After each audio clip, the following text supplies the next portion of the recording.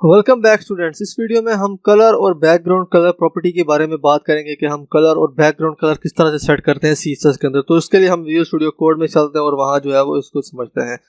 So guys, तो visual studio code में आ गए तो यहाँ पे मैंने जो है वो न्यू फाइल बनाई है कलर bg.html, जो भी नाम रखा है। देन यहाँ पे उसका जो बेसिक स्ट्रक्चर है मैंने बनाया। देन यहाँ पे सबसे पहले मैंने यहाँ पे एक h1 बनाया जिसको मैंने क्लास दिया है हेडिंग की, और उसके बाद मैंने यहाँ पे एक p टैग बनाया जिसको मैंने क्लास दिया है टेक्स्ट के अंदर। इसके अंदर फिर थोड़ा सा जो मेरे पैराग्राफ जो है वो लिखा है, डमी टेक्स्ट मैंने इसके अंदर जो है वो डाल दिए। तो यहाँ पे आप देख सकते हैं राइट साइड के ऊपर जो है वो इस तरह से कुछ जो है वो दिखेगा।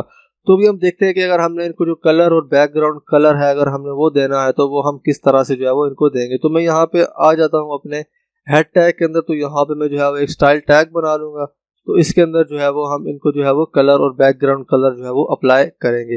तो सबसे पहले जो है वो हमारा जो हेडिंग है हम उसको कोई कलर अप्लाई करते हैं। तो उसके लिए मैं यहाँ पे जो है वो उसको सिलेक्ट कर लूंगा। तो मैं यहाँ पे जो मैंने क्लास बनाई है मैं उससे जो है वो इसको सिलेक्ट करूंगा। तो यहाँ पे जो है मैंने इसको सिलेक्ट कर लिया है हेडिंग। एंड देन इसके बाद यहाँ पे जो है वो हम इसको कलर अप्लाई करना। तो उसके लिए यहाँ पे हम जो है वो कलर की प्रॉपर्टी जो है वो उसका यूज करेंगे। तो उसके लिए हम यहाँ पे लिखेंगे कलर। यहाँ पे आप देख सकते हैं हमें अमित ने यहाँ पे सजेशन दी। तो मैं इसको पे क्लिक करूंगा तो यहाँ पे आप देखेंगे कलर, देन इसके बाद कॉलन, एंड देन यहाँ पे जो है वो सेमीकोलन में फिर इसके बीच में हम यहाँ पे जो है वो कलर अप्लाई करेंगे। सो कलर जो है वो हम डिफरेंट तरीके से अप्लाई कर सकते हैं।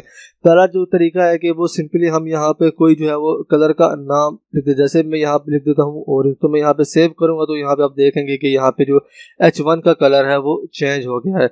सो ये पहला तरीका है कि हम जो है वो कलर का जो है वो नाम लिख दें। इसके बाद जो दूसरा तरीका, अगर मैं यहाँ पे इसके ऊपर अपना कर्सर लेके आता हूँ तो यहाँ पे एक जो है वो कलर पिकर जो है वो खुल जाएगा। तो यहाँ पे मैं ये जो ऊपर कलर है यहाँ पे क्लिक करूंगा तो यहाँ पे आप देख सकते हैं कि यहाँ पे एक हमें वैल्यू मिल गई। तो ये हेक्साडेसिमल वैल्यू है।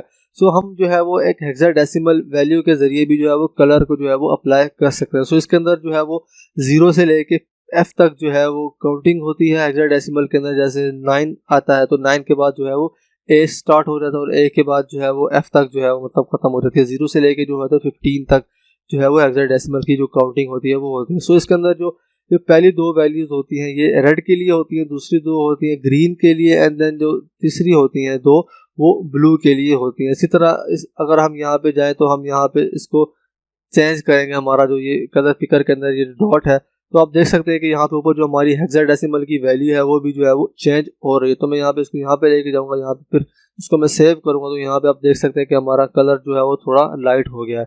सो ये है हेक्साडेसिमल। इसके बाद मैं यहाँ पे फिर क्लिक करता हूँ तो यहाँ पे आप देख सकते हैं कि HSL मतलब ह्यू, सैचुरेशन और जो उसके बाद जो है वो लाइटनेस। इसके अंदर भी पहला रेड होता है, फिर ग्रीन होता है और फिर ब्लू होता है। इसके अंदर जो है वो हम परसेंटेज की फॉर्म में जो है वो वैल्यूज को जो है वो सिलेक्ट करते हैं। पहली जो होती है उसको हम परसेंटेज की फॉर्म में नहीं करते, लेकिन जो दूसरी होती है ग्रीन और ब्लू उनको हम परसेंटेज की फॉर्म में जो है वो सिलेक्ट करते हैं। अगर इसको मैं फिर से क्लिक करता हूँ तो यहाँ पे आप देख सकते हैं कि हमें एक और जो है वो कलर का तरीका लगाने का मिल गया जिसको हम बोलते हैं RGB। इस RGB का मतलब ये है कि रेड, ग्रीन और ब्लू। एंड देन इसके अंदर हम 0 से लेके 255 तक वैल्यू जो है वो हम यहाँ पे जो है वो अप्लाई कर सकते हैं। देन उसके मुताबिक जो वैल्यू होगी उसके रिलेटेड जो कलर होगा वो यहाँ पे जो है वो अप्लाई हो जाएगा। अगर मैं यहाँ पे ये जो आपको स्लाइडर दिख रहा है अगर मैं इसको जो है वो ऊपर नीचे करूँगा तो यहाँ पे आप देख सकते हैं कि यहाँ पे जो ऑप्शन है वो चेंज हो गया RGBA। सो यहाँ पे जो A है उसका मतलब है अल्फा। अल्फा का मतलब है कि हम जो कलर है हम उसमें कितनी लाइटनेस जो है वो चाहते हैं। तो अभी हम ये जो है वो बैकग्राउंड जो कलर अप्लाई करेंगे तो मैं उसके जरिए जो है वो आपको मैं समझाऊंगा। सो अभी हमने इसको जो कलर है वो अप्लाई कर दिया तो मैं यहाँ पे कलर को जो है वो दोबारा से यहाँ पे ऑरेंज कर देता हूँ और मैं यहाँ से इसको जो है वो सेव कर लेता हूँ। सो अभी मैं यहाँ पे जो है वो मैं इसको बैकग्राउंड कलर जो है वो अप्लाई करना चाहता हूँ। इसको मैं अप्लाई नहीं करता, मैं यहाँ पे जो मेरा टेक्स्ट है मैं इसको जो है वो अप्लाई करता हूँ। तो मैं इसको यहाँ पे जो है वो मैं टेक्स्ट को जो है वो सिलेक्ट कर लूँगा। तो यहाँ पे मैंने टेक्स्ट को जो है वो सिलेक्ट कर लिया है। देन यहाँ पे जो है वो मैं लिख देता हूँ बैकग्राउंड कलर। तो मैं उसके लिए यहाँ पे ये जो प्रॉपर्टी है background colour, background then hyphen and then colour जो प्रॉपर्टी है मैं इसका जो है वो यूज़ करूँगा बैकग्राउंड कलर के लिए। एंड देन इसके अंदर भी हम तीनों तरीके से कलर अप्लाई कर सकते हैं। हम जो है वो RGB के ज़रिए हम कलर का नाम लिख सकते हैं और RGBA के ज़रिए, और हम इसके अलावा HSL का भी जो है वो यूज़ कर सकते हैं। लेकिन HSL जो है वो इतना यूज़ जो है वो नहीं होता। जो ज़्यादा यूज़ होते हैं वो RGB, हेक्साडेसिमल और RGBA और उसके बाद जो है वो हम जो कलर का नाम है वो सिंपली जो है वो लिख सकते हैं। सो तो भी मैं यहाँ पे अपने ब्राउजर में चला जाता हूँ, तो यहाँ पे एक वेबसाइट है HTML कलर कोर्स। तो आप जब भी कोई कलर वगैरह अप्लाई करना हो तो आपको कलर का कोड वगैरह जो है वो याद ना हो, तो आप डिफरेंट वेबसाइट जो है वो विजिट कर सकते हैं गूगल के ऊपर, जो कि यहाँ पे जो हम कलर जो है वो पिक कर सकते हैं, फिर हम उनकी हेक्साडेसिमल या RGB और HSL वैल्यू जो है वो कॉपी कर सकते हैं। फॉर एग्जांपल यहाँ पे जो स्लाइडर है, मैं यहाँ पे स्लाइडर को यहाँ पे ले आता हूँ, देन यहाँ से ये वाला कलर जो है वो मैं अब सिलेक्ट कर लेता हूँ। तो मैं यहाँ पे जो इसकी ये हेक्साडेसिमल वैल्यू है, मैं इसको यहाँ से जो है वो कॉपी कर लेता हूँ और फिर मैं अपने टेक्स्ट एडिटर में जहाँ पे जाके इसको मैं जो यहाँ पे अप्लाई जो है वो कर देता हूँ, यहाँ पे इसको जो है वो पेस्ट कर दूंगा। तो यहाँ पे मैं इसको सेव करूँगा तो यहाँ पे आप देख सकते हैं कि जो हमारा पैराग्राफ है इसको जो है वो बैकग्राउंड कलर जो है वो अप्लाई हो गया है।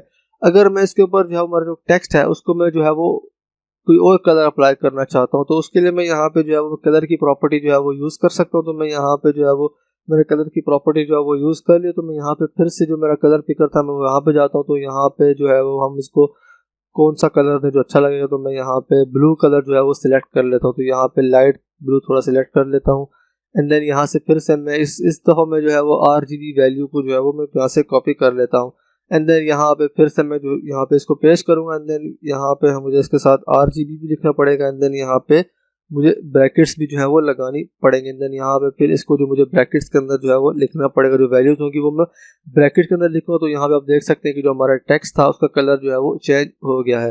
सो इस तरह से अगर मैं यहाँ पे जो हेडिंग है इसके ऊपर भी मैं बैकग्राउंड कलर जो है वो अप्लाई कर सकता हूँ। तो उसके लिए मैं यहाँ पे बैकग्राउंड कलर की जो प्रॉपर्टी है वही दोबारा से यूज़ कर लूँगा। इसको मैं जो है वो कोई और बैकग्राउंड कलर दे देता हूँ। मैं यहाँ पे आता तो मैं यहाँ पे ये पर्पल वाला जो कलर है वो मैं इसको दे देता हूँ। तो यहाँ से जो है वो मैं हेक्साडेसिमल वाली वैल्यू जो है वो मैं यहाँ से जो है वो कॉपी कर लेता हूँ। तो यहाँ पे आके मैं इसको जो है वो बैकग्राउंड कलर जो है वो दे देता हूँ। तो यहाँ पे आप देख सकते हैं कि यहाँ पे इसको भी जो है वो बैकग्राउंड कलर जो है वो अप्लाई हो गया है। तो इस तरह से जो है वो हम जो है वो कलर और बैकग्राउंड कलर जो है वो अप्लाई करते हैं। तो हम डिफरेंट वैल्यूज़ जो वो यहाँ पे जो है वो दे सकते हैं। हम अगर कलर का नाम लिखना चाहें वो भी लिख सकते हैं। अगर हमने कलर का नाम नहीं लिखना तो हम उसके लिए RGB जो है वो यूज़ कर सकते हैं। उसके अलावा हम हेक्साडेसिमल या फिर RGBA। सो मैंने आपको RGBA के बारे में जो है वो बताया था, तो मैं RGBA के बारे में भी आपको बता देता हूँ। तो यहाँ पे मैं इस स्लाइडर को यहाँ से ओपन करता हूँ, तो यहाँ पे जो है कर्सर इसको मैं यहाँ पे थोड़ा नीचे जो है वो ले जाता हूँ। तो यहाँ पे आप देखेंगे कि यहाँ पे जो इसका कलर होगा, ये टेक्स्ट का जो कलर है, ये आप देख सकते हैं कि यहाँ पे जो कलर है ये यहाँ पे जो है वो डिम हो गया। मतलब यहाँ पे अल्फा हमने यहाँ पे इसका जो सेट कर दिया वो है 0.46। हम यहाँ पे जो है वो मैनुअली भी जो है वो सेट कर सकते हैं। अगर मैं यहाँ पे लिखता हूँ 0.8, तो यहाँ पे आप देख सकते हैं कि जो कलर है वो थोड़ा डार्क हो गया। मतलब हम कलर जो है उसकी लाइटनेस और डार्कनेस को अल्फा के जरिए जो है वो चेंज जो है वो कर सकते हैं। तो आई होप कि आपको समझ आ गया कि हम किस तरह से कलर और बैकग्राउंड कलर जो है वो अप्लाई कर सकते हैं। So see you in the next video.